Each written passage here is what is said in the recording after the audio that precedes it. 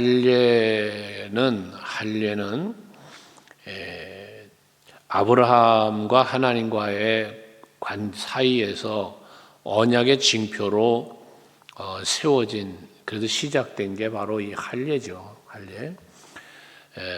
그래서 할례를 행한다라고 하는 것은 어떤 언약의 상징적인 것인데, 그러다 보니까 어린아이가 태어나면 낳은 지 8일 만에 할례를 행하는 그런 이제 율법적인 전례가 있었습니다. 그래서 바울도 낳은 지 8일 만에 할례를 받았다, 그런 고백도 하는 것인데요.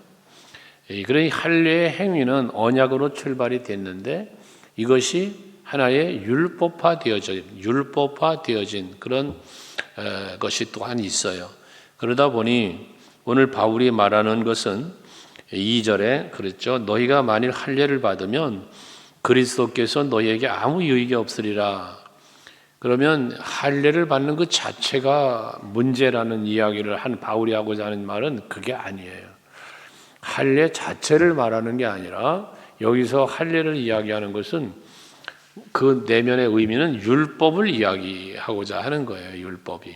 그래서 4절에 그러잖아요. 율법 안에서 의롭다함을 얻으려 하는 너희는 그리스도에게서 끊어지고 은혜에서 떨어진 자로다 라고 말씀을 하는 거예요. 그래서 율법은 이 수요 예배 시간마다 지금 계속 말씀드리는데 율법은 지켜야 마땅한 거예요. 그러나 우리 인간들이 그 율법을 온전히 지킬 수 있는 능력이 없어요. 그래서 죄를 범하고 율법을 어기고 살아요. 그러다 보니 예수께서 온전치 못한 우리를 위해서 십자가를 지심으로 율법을 폐하러 온 게 아니라 율법을 완성하러 오셨다 그랬잖아요. 그게 바로 우리들에게 임한 하나님의 은혜인 것입니다. 그런데도 불구하고 이 갈라디아 교회에 거짓 사도들이 와서, 선지자들이 와서 율법을 굉장히 강조하다 보니 거기에 매이지 말라는 권면을 바울이 하느라고 이런 표현을 한 거예요. 그래서 할례를 받으면 그리스도께서 너에게 아무 유익이 없다라는 말의 의미는 할례 자체를 말하는 게 아니라 율법을 말한다라는 것입니다. 자, 그래서 이 율법을 말하면서 3절에 그런 말을 하는 거예요. 할례 받는 자들에게 내가 할례를 받는 각 사람에게 다시 증언하노니 그는, 이 할례 받는 자는 율법 전체를 행할 의무를 가진 자다라고 말하는 거예요. 할례만 이야기하지 말고 너 할례의 율법을 지키려면 모든 율법도 다 지켜야지. 그 얘기를 하는 거예요, 바울이. 그래서 율법을 지키려고 하는 그러한 사람들은 그 율법을 행함으로 구원받고 그 행함으로 의인이라고 이기여김을 받고자 하면은 그리스도의 그 십자가의 사랑에서는 끊어진 사람이 된다. 그 필요 없는 사람이 된다라고 바울이 표현하는 거다 그 말이에요. 율법에 대해서 여러분들이 정말 잘 이해를 해야 되는 것은요. 율법을 자칫 잘못 이해하고 큰 잘못된 것에 빠져들어가면 이단에 빠질 수가 있는 거예요. 이단에. 쉽게 여러분들 그 계명으로 빠져넘어가는 게 안식일이에요. 안식일. 계명의 안식일을 거룩하게 지키라고 이 율법인데 왜 안식일을 안 지키고 주일을 지키냐? 이 안식일은 토요일인데, 성경적 안식일은 토요일인데 왜 주일을 지키느냐라면서 그것은 사탄의 무리에 속아 넘어가는 것이다라고 이야기를 하고 하는 게 이 제7일 안식일 교회 아닙니까? 그들이 주장하는 부분들에 대해서도 여러분들이 쭉 빠져들어가면 홀랑 넘어가요. 율법인데요.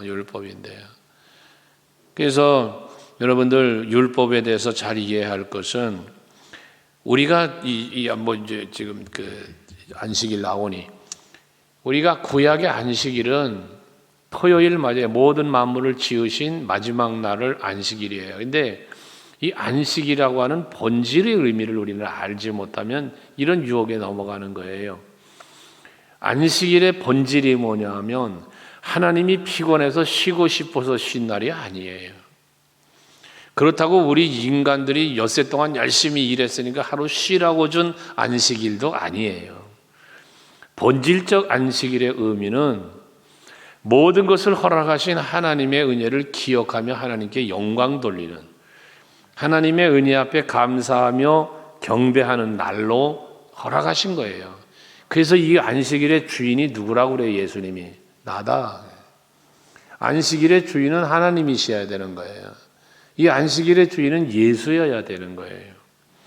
그래서 우리가 예수께서 영광 받으셔야 할 분인데, 그러면 만물을 지어서 만물 속에 살게 하신 것만 하나님의 은혜가 아니라 그보다 더 큰 은혜가 뭐예요? 예수 그리스도의 십자가의 은총으로 거듭난 새 창조예요. 이게 더 우리는 하나님께 감사해야 되고 영광을 돌려야 하는 날이에요. 이게 주일이에요. 그게 왜 이 날로 그럼 주일이 되냐? 예수께서 부활하신 날이에요. 이 날이 주일이. 토요 안식 후 첫날 부활하셨잖아요. 예수께서요. 이 날이 주일이 된 거예요. 그래서 우리가 그 날을 지키는 거예요. 하기 때문에 우리들은 이 안식이 토요일이냐 일요일이냐라고 하는 그걸 갖고 저울질하며 그거 갖고 율법이냐 아니다 이걸 논쟁하기 전에 본질을 알아야 된다는 거예요. 우리가 거룩히 지켜야 할 안식일, 거룩히 지켜야 할 주일의 본질적 개념, 이것을 우리가 바르게 알고 지켜야 된다는 것입니다. 그래서 이 날은 무슨 날? 온전히 하나님 앞에 영광을 돌리는 날, 그게 거룩히 지키라라고 말씀을 하는 거예요. 아무튼 여러분들이 이런 부분들을 좀 잘 이해하고, 그래서 그러면 율법을 뽑아서 그것만 지키냐? 그것만. 다른 것도 잘 지켜야지. 다른 것도. 그런 부분인 거예요. 그 안식일을 지키라고 한다고 해서 안식교 그 토요일 지키고 그렇게 하는, 그럼 그 사람들은 성경의 율법을 다 잘 지키냐? 응? 뭐 지킨다? 안식일 교인에게도 물었던 거 아니에요. 그럼 당신들 그렇게 율법을 이야기하는데, 그럼 그 안식일을 지키라는 것 말고 다른 율법은 다 지키냐? 그러면 본인도 못 지킨다는 거예요. 못 지킨다는 고백을 해요. 그럼 왜 그것만 고집하고 그렇게 거기에 빠져들어가느냐? 율법을 우리가 다 지킬 수 없어. 그러니까 율법을 말하는 자들은 율법 전체를 행하여야 할 의무를 가진 자다라고 바울이 말하는 거예요. 근데 그걸 못 지키잖아요. 그래서 율법 안에서 의롭다 함을 얻으려고 하는 그 사람들은 결국은 의를 얻지 못한다는 거예요. 그리스도께서 끊어지고 은혜에서 떨어진 자라는 거예요. 은혜를 모르는 자라는 거지 은혜를 인정하지 않는다는 거예요. 여러분, 우리가 하나님의 은혜를 인정하지 않고요, 예수의 그 사랑을 인정하지 않으면 우리 신앙은 아무것도 아니게 돼버려요. 자기 공로, 나의 공로로 뭔가 평가를 받으려고 나의 공로로 한다? 의롭다 인정을 받을 사람이 없어요. 어떤 사람이 율법에 완전한 사람이 있겠어요? 그래서 우리는 예수 그리스도를 믿음으로 의롭다 칭함을 받는다 그래서 칭의라 그러는 거예요. 의인이 아니고 의인은 아니고 죄인인데 예수 십자가의 그 은혜로 죄가 사함 받았으니 의인이 되었다 그런 말이거든요. 그래서 의롭다고 칭함을 받는다는 이야기를 하는 거예요. 그래서 5절에 우리가 성령으로 믿음을 따라 의의 소망을 기다리노니 그래. 그래서 우리는 소망을 갖게 되는데 이 소망은 어디서 오느냐 하면 예수 그리스도를 통한 구원의 역사하심, 구원의 은총을 믿는 믿음 안에서 소망이 있는 거예요. 예수의 십자가의 그 피 흘리심으로 내가 죄사함 받았다는 것, 그래서 내가 죽은 자 가운데서 다시 살아났다는 것, 이것을 믿는 믿음으로 우리는 소망이 생겨져요. 그래서 그것을 일컬어서 바울은 성령으로 믿음을 따라 그런 거예요.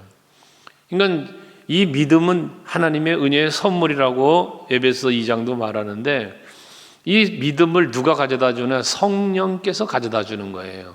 성령께서. 예수님의 시대 때 예수님과 함께 했던 제자들도 성령을 받기 이전에는 저들에게 소망이 땅에 매여 있었어요. 땅에. 그런데 마가다락방에서 성령을 받고 그 성령이 주시는 능력을 힘입 보니까 그때부터 담대해졌지 않았어요? 그러니까 우리들은 성령 시대에 살고 있는 우리들은 성령이 내게 주시는 은혜로 깨닫게 되고 믿어지는 거야. 그래서 예수께서 성령에 대해 말씀했잖아요. 내가 가면 다른 보혜사가 온다. 성령을 그런 말씀하신 거예요. 요한복음 14장에서. 내가 가면, 아버지께로 가면 다른 보혜사가 오는데 그 성령인데, 이 성령이 와서 무슨 일을 하냐? 내가 너희들에게 가르친 거, 그 성령께서, 보혜사가 와서 깨닫게 할 거고 생각나게 할 거고 너희들을 인도할 거라는 거예요. 이게 성령의 오심을 말씀하는 거예요. 그래서 우리는 성령이 오셔서 우리 마음속에 예수를 나의 구주로 깨달아 알게 하시고 믿게 하시는, 성경의 기록도 성령으로, 이 말씀을 우리도 하라고 깨닫게 하는 것도 성령으로, 그러니까 우리 성령으로 믿음을 갖는다는 말을 지금 5절에 했다고 말이에요. 그렇게 믿음으로 말미암아 우리는 뭐에 의의 소망을 기다린다 라고 해서, 하늘의 소망이죠. 의의 소망은 예수 그리스도로 말미암아 하늘나라를 누리는 거잖아요. 그것은 결국 6절에 뭐라고 그래요? 그리스도 예수 안에서는 할례나 무할례나 효력이 없으되 사랑으로서 역사하는 믿음뿐이다. 우리가 예수 안에 산다. 지난번에 우리 은혜 안에서 사는 삶에 대하여 주일날 말씀을 묵상한 바 있잖아요. 우리가 예수 그리스도의 은혜 안에 산다라고 하는 것은 결국은 할례를 받았냐 안 받았냐, 내가 뭐 헌신을 했냐 안 했냐, 이거에 있지 않다는 거예요. 예수의 은혜는 어디에 있냐? 십자가의 사랑이라고 하는 이 엄청난 사랑을 내가 받았다라고 하는, 예수 그리스도께서 우리를 사랑하시기 때문에 그 십자가의 모진 고통을 다 받으셨다는 사실을 우리가 믿는 거예요. 그 믿음이 결국 뭐 하는다? 우리를 그리스도 안에 살게 해준다는 거예요. 할례를 받았기 때문에 할례를 받지 못해서 예수 안에 사느냐 못 사느냐가 결정되는 게 아니라는 거예요. 예수가 나의 구주심을 믿느냐 믿지 않느냐에 있다, 그 말이죠. 그래서 믿음은 우리에게 무엇을 가져다 주느냐 하면, 믿음은 평안을 가져다 준다는 거예요. 지난 주일날 한번 말씀 생각해 보시면요. 그 믿음 때문에 우리의 마음은 평안에 있는 거예요. 평안이. 그러면서 주님과 늘 동행하는 삶을 살게 되고, 변함없이 사랑하는 사랑의 삶, 하나님을 사랑하고 예수를 사랑하는 삶을 살게 된다는 말씀을 지난 주일에 드렸잖아요. 이게 그리스도 안에 사는 성도의 모습인 것입니다. 그러니 율법을 지키냐 안 지키냐, 할례를 받았냐 안 받았냐, 받아야 된다 안 받아도 된다, 이것 갖고 다툴 일은 없다 말이에요. 우리가 고린도서에서 우상을 섬긴 제물을, 여러분 우상 섬긴 제물 먹어야 돼요, 먹지 말아야 돼요? 예, 먹지 말라는 게 성경이요, 율법이요. 우상 섬긴 제물은 먹지 말아라. 이게 성경의 율법인데, 법인데, 근데 먹는단 말이에요. 그러면 예수 안에 사는 삶은 바울이 그런 것만 하는 거예요. 그것 갖고 뭐 그걸 먹는다 안 먹는다 문제 때문에 어떤 사람이 실족하고 어떤 사람이 상처를 받고 그런다면 그거 무슨 상관이냐. 우리가 구원받은 성도가 그거 먹는다고 구원 못 받고 안 먹는다고 구원 받고 그러냐? 그 행위 때문에 구원받는 게 아니다. 그러니 그런 부분에 대해서는 자유함을 갖자라는 바울의 권위죠. 그렇다고 해서 막 무조건 먹어라가 아니라는 거예요. 먹어라가 아니고, 그 베드로의 환상 중에도 나오잖아요. 그 우상의 제물을 갖다 먹으라, 나 안 먹습니다. 그랬더니 하나님의 사람이 그거 갖고 꾸짖고 하시잖아요. 그것처럼 우리는 예수의 은혜로 제사함 받고 예수의 은혜로 구원받았으니 우리는 은혜로 사는 자의 삶을 살자. 그 말 핵심적인 건 그거예요. 율법에 매이고 정죄하고 하지 말라는 거예요. 그러면서 저들의 걸음 7절 8절은 그런 건데, 저들이 이게 너희가 다름질을 잘하더니 그러잖아요. 다름질을 잘하더니 이 말은 뭐냐면 믿음 안에서 잘 살더니 그 말이에요. 믿음 안에서 내가 전한 복음으로 잘 살더니 누가 너희를 막아 진리를 순종하지 못하게 하더냐. 여기서 말하는, 바울이 말하는 진리는 율법이 아닌 복음의 진리예요. 이 예수예요. 이게 예수 따라 잘 달려가더니 누가 그걸 가로막더냐 하면서 그들의 권면은 너희를 부르신 이에게서 난 것이 아니다. 여기 너희를 부르신 이가 누구요? 예수잖아요. 예수의 은혜로 보좌 앞으로 부르시니, 이건 은혜로 불렀어요. 십자가로 불렀어요. 제사함으로 부른 거거든요. 그러니 그들의 저 가르치는 거짓 선지자들의 그 가르침은 너희들이 받으면 안 된다는 거예요. 그러면서 9절에 적은 누르기 온동에 퍼지느니라 라고 해서, 잘못된 것이 내 안에 들어오면 나를 망치고 다른 사람 망쳐요. 여러분들 정말 자기 자신 관리를 잘해야 되는 이유는, 내 심령이 상해지잖아요. 그럼 나 한 사람이 상한 거로 끝이 나면 다행인데, 이게 그나마 다행인데, 이게 꼭 마음에 스크래치가 나면 꼭 이 스크래치 난 마음을 위로받으려고 다른 사람에게 또 이걸 이렇게 이야기하며 가요. 이게 그러다 보면 퍼져가는 거예요. 적은 누룩이 온 동에 퍼진다고 그래서 우리는 악을 미워하는 삶을 살아야 되는 이유가 거기 있는 거예요. 베드로 사도는 바울은 데살로니가 전서 5장에 보면 22절에서 악은 그 모양이라도 버리라고 그래요. 악은 그 모양이라도 버려라. 이건 죄와 악은 우리가 가까이 하면 안 된다고 말이에요. 그래서 여러분, 내가 누구와 함께 하느냐가 굉장히 중요하다 그러잖아요. 내가 누구와 함께 하느냐. 악을 도모하는 사람과 함께 하면 내가 악의 무리가 되는 거예요. 선을 도모하는 사람과 함께 하면 내가 선한 무리가 되는 거예요. 그래서 항상 여러분들은 자신이 먼저 하나님의 은혜 안에 사는 자가 되어야 하고, 또 그 누군가도 그 은혜 안으로 초청하여 더불어 함께 은혜 속에 살도록 이끌어가는 이런 우리들이 되어야 한다는 거죠. 혹여라도 여러분 마귀의 종노릇 하면서 또 누군가를 마귀의 종노릇 하게 만드는 일은 절대로 해서는 안 되는 거예요. 마태복음 18장 말씀에 보면 6절 7절에서 소자 하나를 실족하게 하는 것은, 실족하게 하면 차라리 연자맷돌을 매달아서 그 목에 달려서 깊은 바다에 빠뜨리는 게 낫다. 실족하게 하지 말라는 거예요. 차라리 연자맷돌 매달아가지고 그냥 깊은 바다에 빠뜨려버려. 그냥 차라리 실족하게 하려면. 얼마나 실족하게 하는 게 얼마나 안 좋은 거면 이렇게까지 예수께서 말씀하셨겠어요. 그 뒤에 7절에 보면 이 실족하게 하는 사람에 대해서 말하잖아요. 실족하게 하는 일들이 있으므로 말미암아 세상에 화가 있다. 실족하게 하는 것 때문에 세상에 화가 온다는 거예요. 그러면서 실족하게 하는 일이 없을 수는 없으나 실족하게 하는 일이 생길 수 있다는 거죠. 그런데 중요한 게 뭐냐면 실족하게 하는 그 사람에게는 화가 있으리라. 여러분, 이거 말씀 참 예수께서 하신 말씀인데 무서운 거예요. 누군가를 실족하게 하잖아. 내가 예를 들어 그러면 실족하게 한 나는 화를 당한다는 거예요. 화를. 그 화 있을진저 예수께서 계속 그 화 있을진저를 말하면서 화 있는 자들에 대한 말씀도 많이 하셨지 않았어요?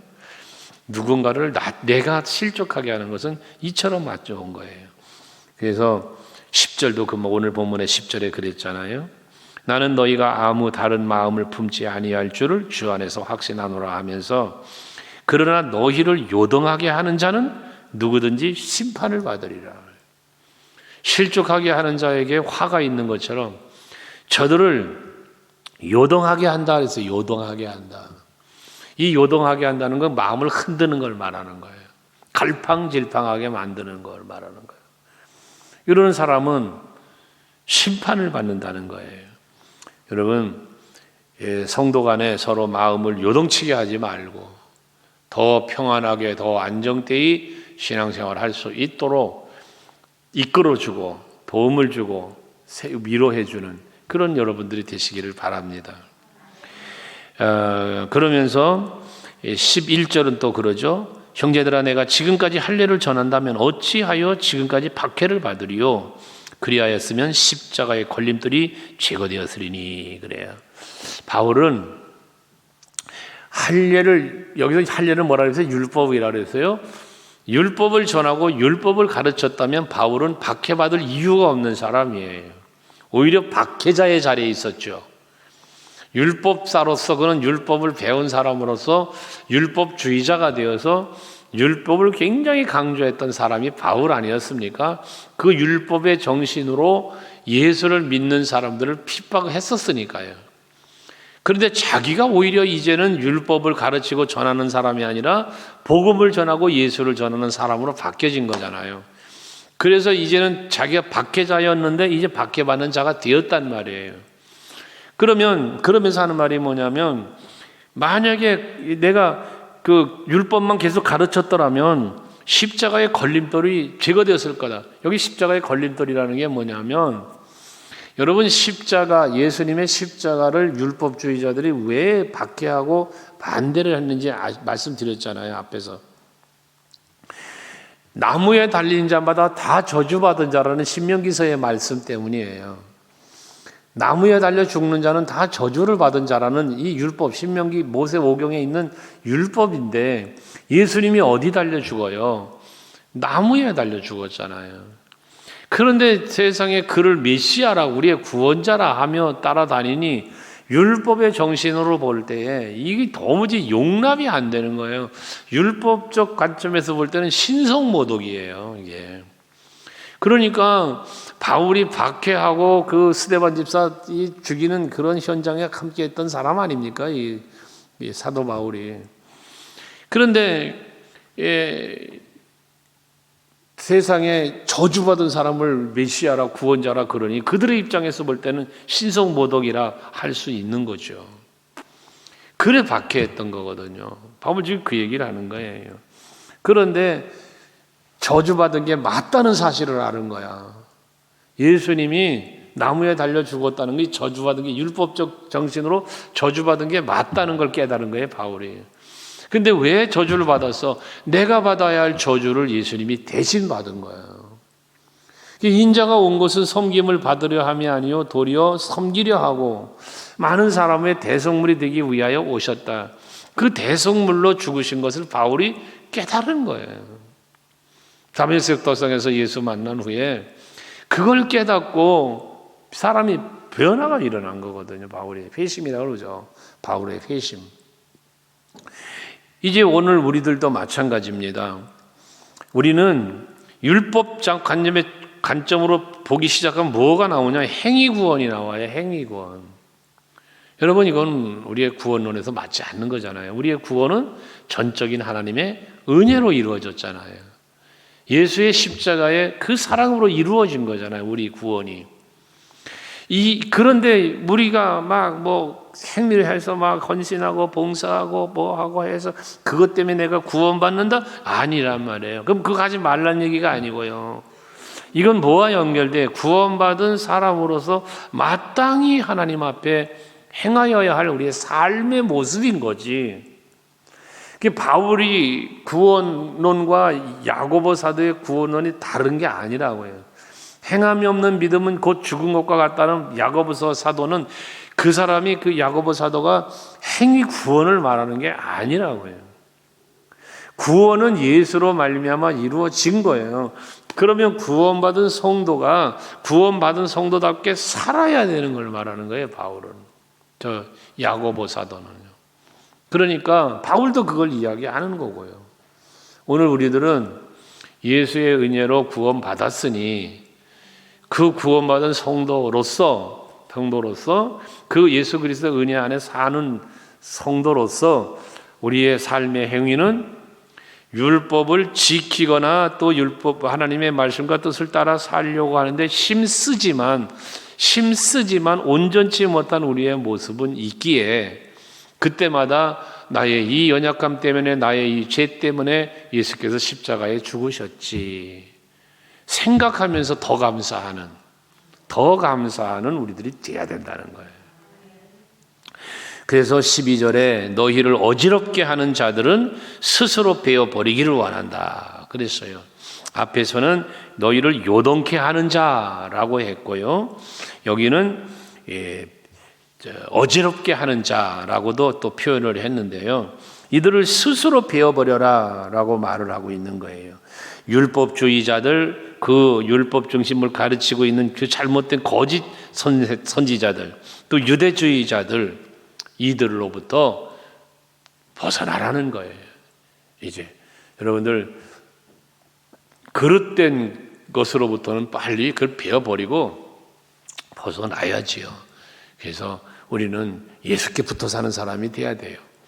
죄로부터는 요동치게 만들고 어지럽게 만드는 건 빨리 베어버리고 여기서부터 돌아서서 예수께 붙어 사는 사람이 돼야 되는 거예요. 미신적인 거, 우상적인 것도 그러니까 여러분들은 그런 의미에서 벗어버려야 돼요.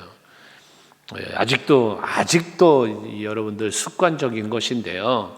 습관적인데 보면 아직도 우리 성도님들 중에 뭐 무슨 띠냐, 뭐냐 이름 왜 그걸 달고 사는지 몰라요. 왜 그걸 생각하고 왜 그걸 말하고 사는지 몰라요.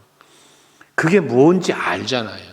무슨 띠 쌓는 거 그게 뭔지 알잖아요. 그건 성경이 아니란 말이에요. 그런데 그걸 자꾸들 말을 해요. 습관적인 거예요. 무의식 속에 찾는 거예요. 그걸 왜 물어요? 그걸 왜 찾아요? 그걸 왜 얘기를 해요? 그러니까 이런 것들로부터 우리는 그걸 배워버려야 돼요. 그런 것들을 배워버리고 생각하지 말고 말하지 말고 오늘의 운세. 어떤 분들은 옛날에 신문에 이렇게 나오고 막 그랬다더만 요즘에 뭐 핸드폰으로도 그런 거 한다며 또. 그래가지고 아침에 일어나면 오늘의 운세를 본대요. 오늘은 어떨까? 오늘이 궁금하면 새벽 예배 나와서 아버지 앞에 기도하면 되지. 왜 새가 찝어주는 것 같고 어디 가면 새가 이렇게 뭐 종이 쪽다리 하나 찝어주면 그거 보고 운세 본대잖아요. 기가 막힌 거지. 자기 운명을 갖다 새한테 맡깁니까?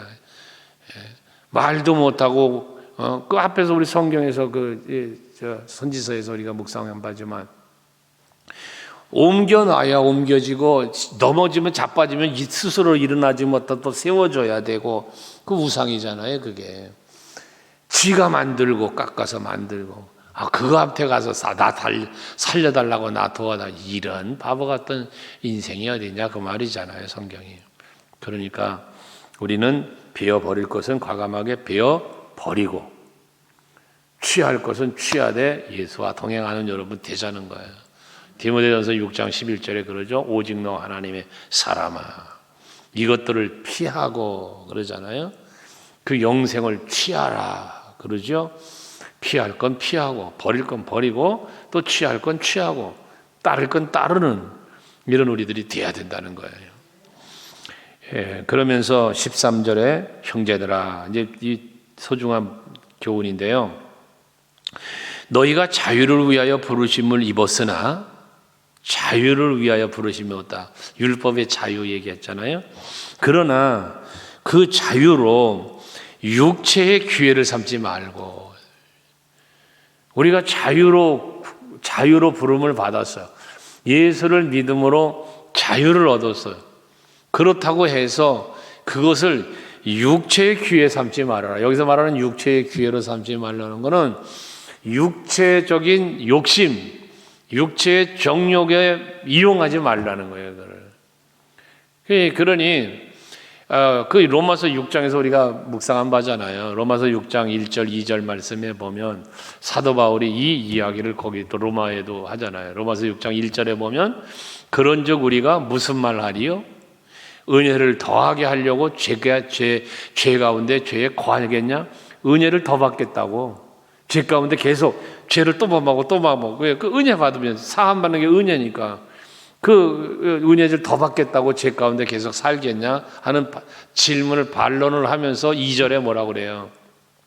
그럴 수 없느니라. 그럴 수 없느니라.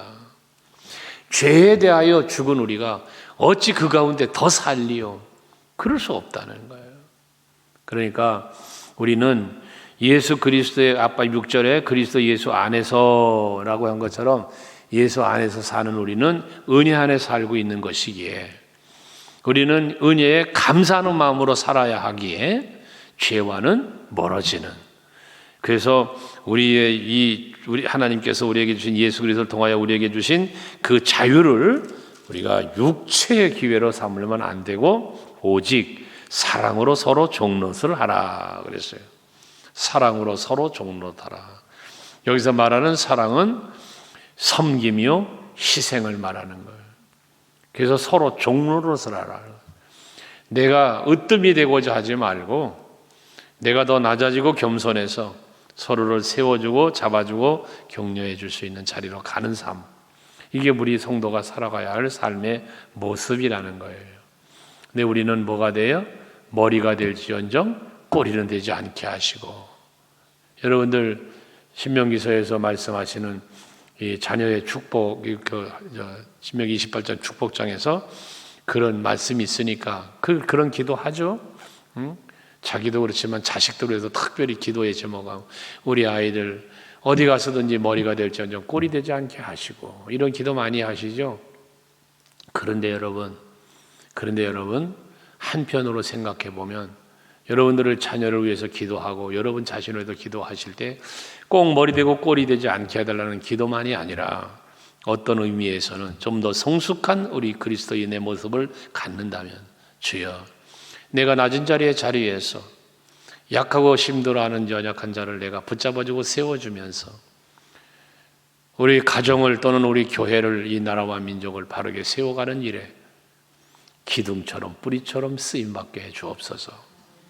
이것이 더 멋진 기도 아닐까요? 그렇지 않습니까? 그래서 그렇게 기도를 하고 자녀들을 가르친다면 여러분들의 자녀들은 정말 신앙생활 잘할 겁니다. 그런데 그저 머리만 되는 것만 배웠어요. 공부를 해서 성적을 받아왔는데 2등 했다고 야단을 맞는데요. 2등 했다고, 1등 못했다고 야단 맞는 데네요. 2등이면 얼마나 잘한 건데 그 1등 못했다고 야단을 맞는 아이들로 자란다는 거예요.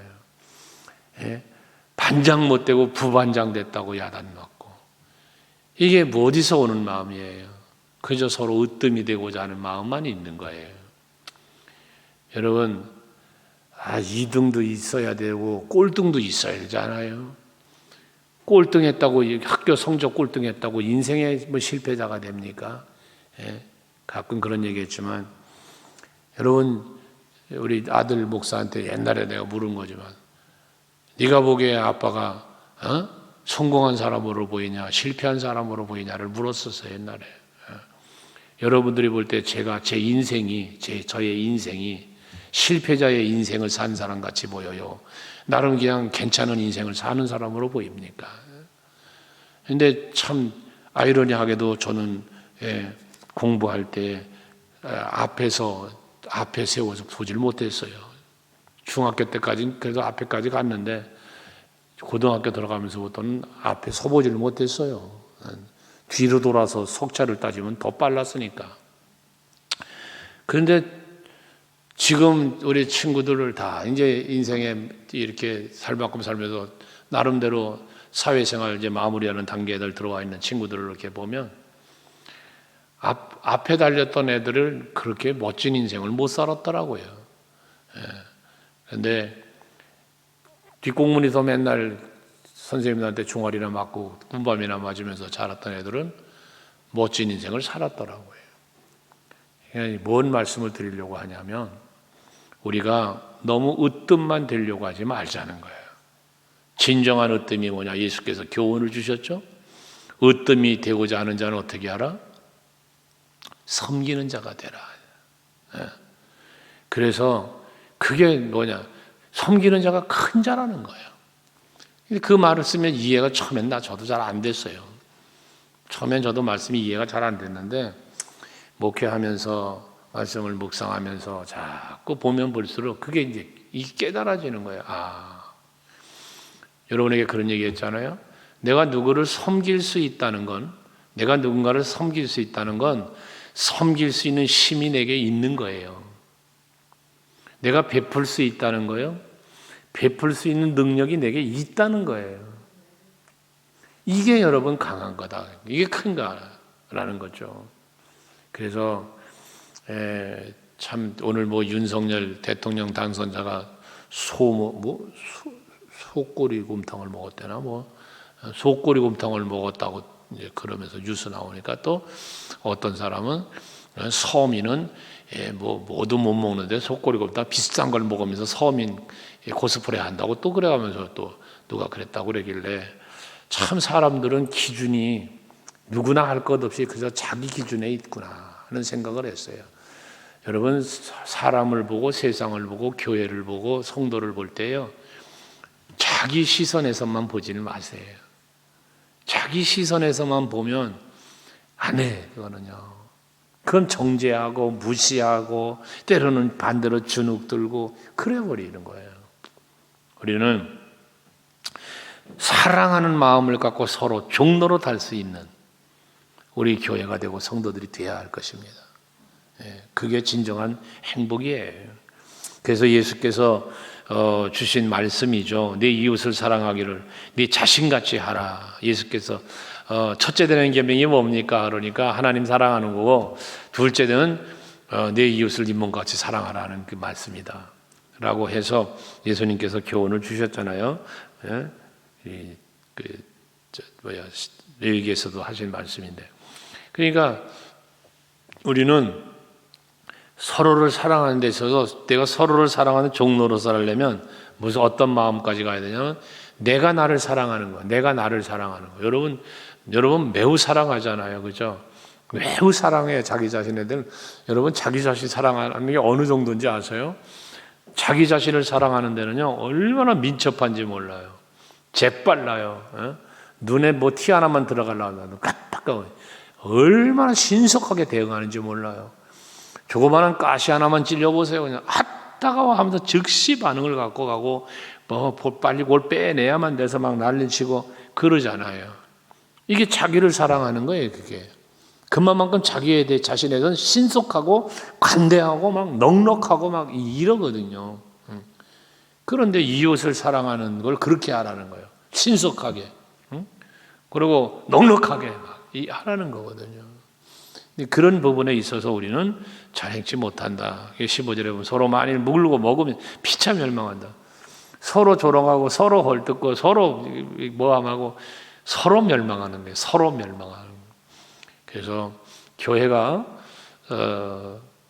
망한다는 표현은 그렇고 교회가 자꾸 무너져 내리는 교회는 분쟁이 있고 다툼이 있는 교회는 자꾸 무너져 내려요. 그런데 서로가 서로를 이해하고 용서하고 하나 되고 화목하고 그런 교회는 부흥하게 돼 있어요. 그래서 여러분들 항상 신앙생활 하시면서 서로를 살피고 또 돌봐주고 섬기고 오늘 말씀대로 종로로 타는 마음으로, 그게 낮아지는 게 아니에요. 그게 내가 바보가 되는 게 아니에요. 오히려 그게 더 높임받는 비결이에요. 그게 더 인정받는 삶의 비결이에요. 여러분들이 누군가 종처럼 참 집사님, 권사님, 장로님 하면서 여러분들이 섬겨보십시오. 그렇게 섬기는 게 여러분 저 밑바닥에 종된 게 아니에요. 오히려 존경받고 높임받습니다. 야, 저분을 봐라. 저분 참 저렇게 섬긴다. 저분 저렇게 정말 헌신한다. 이게 그거지. 그냥 머리가 돼가지고 막 그냥 휘저으려고만 하면 뒤에서 다 유혹해요. 그 오히려 밑으로 떨어지는 거예요, 이게. 근데 오히려 나를 내세우지 않고 그냥 네 하면서 그냥 섬기면 나는 가만히 있어도 그들이 올려줘요. 그런 거예요.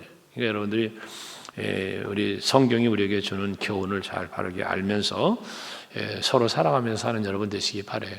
그게 바로 그리스도 안에서 사는 성도의 삶의 모습이다, 그 말입니다. 우리 기도하십시다. 오늘 여기까지 말씀 묵상하고 함께 기도할 텐데, 우리는 율법에 의하여 구원받은 자가 아니라 예수 그리스도의 은혜로 구원을 받았으니 그 은혜와 사랑을 우리는 믿는 믿음의 사람으로 하나님께 감사하고 또 서로를 돌보아 그 복음 안에서 은혜 안에서 온전한 믿음으로 서로를 아끼고 사랑하며 살아가는 우리들이 돼야 된다 그랬잖아요. 주여 내가 그렇게 살게 해주세요. 기도하고 우리가 그리스도 안에서 누리는 자유가 육신을 위한 자유가 아니다.